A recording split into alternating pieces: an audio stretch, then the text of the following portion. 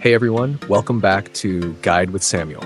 In this quick video, I'll walk you through how to activate your Santander debit or credit card directly from the Santander mobile app, step by step, updated for 2025. Let's dive right in. Step 1, open the Santander app and log in.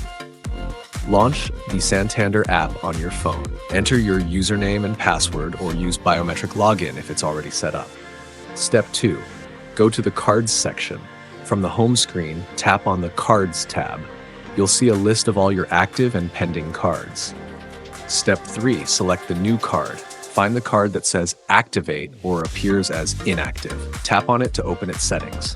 Step 4, tap Activate Card. You'll see a prompt to activate your card. Tap Activate Card and follow the instructions. Step 5, confirm details and verify identity. Enter the last 4 digits of your card if requested. Then verify using an SMS code, security question, or biometric ID. Step 6. Done. Your card is active. Once confirmed, you'll get a message saying your card is now active.